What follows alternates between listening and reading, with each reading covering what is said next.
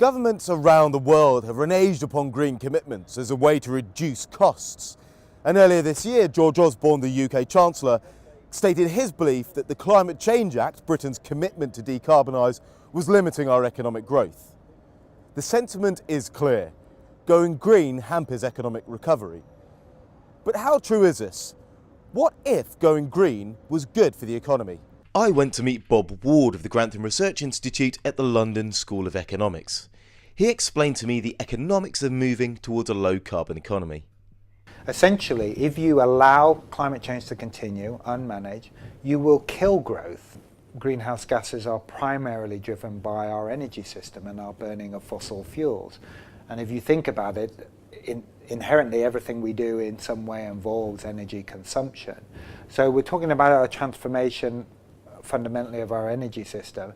Now what we also know is that investment will cost something. It will cost about 1% of GDP. This investment that we make now creates new jobs. It will also be a period of intense innovation and creativity.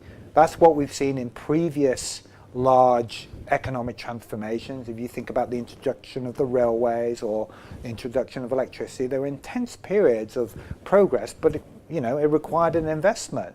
If you look at economies like the UK, which is suffering from sluggish economic growth at the moment, well, how else are you going to generate growth? The clearest area in which you can generate growth is by investing in the transformation of our electricity generation system. All that sounds very bucolic. Innovation, saving the planet, creating new jobs. But we live in economically straitened times. Can we afford to quit fossil fuels? Ilmi Granoff, a senior researcher at the Overseas Development Institute, talked to me about subsidies for fuel and energy. Well, it's amazing, actually, that we haven't targeted some of the worst subsidies that we have our government here and in many of the governments of the developed world spend on fossil fuels, for example. Huge amounts on fossil fuels, both the direct subsidies and indirect subsidies for things like exploration. And we're perfectly comfortable with that, even though the end result is that it will cause climate change, which really will affect our well-being and the well-being of our children. You know, it seems like something like a fossil fuel subsidy is great, it's cheap, and it really benefits us because, hey, driving around your car seems a lot less expensive. But the fact is, we as a society have to pay for it one way or the other. First of all, when you subsidize it, you're paying for it out of tax dollars now. But then on top of that, there's going to be a huge social cost. So that's how government can get involved. But what about businesses? They're driven by profit. Can it make sense for them to go green? Alistair McGregor of Truecost explained to me about their work with sports manufacturer Puma.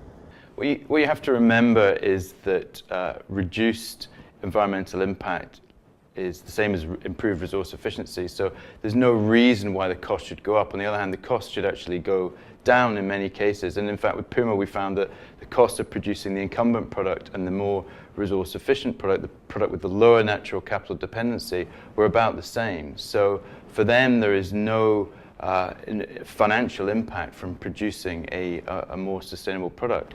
And what you've also got to remember that in the future, they're now future-proof. So as natural capital scarcity increases, they are going to be in a position, they're going to have a competitive advantage which they can leverage when others are seeing their costs rise more. Well, that's all well and good for businesses with capital to invest. But what about those of us who just want a bit more cash in our pockets each month? Isn't going green still expensive? Often the greatest opportunities for both economic growth and economically beneficial decisions and going green are things like efficiency, which in the long run may save us thousands of pounds as an individual consumer or homeowner insulating their home or choosing what type of light bulbs to use. And choosing between the greener option or the less green option. But a lot of these things, because they have a cost up front, it can sometimes be a little intimidating if you don't have full information. So now the big question. Where is the money for all of this going to come from? And how do governments help make this shift happen? But that upfront investment is going to be made by private investors mainly, some public money, but mostly private investors. And what they want is governments to be very clear and consistent in policy. They want to know that the governments are going to stick with it, that they're going to create the policies that provide investors with that, not certainty, but at least a reasonable expectation of getting a return on their investment.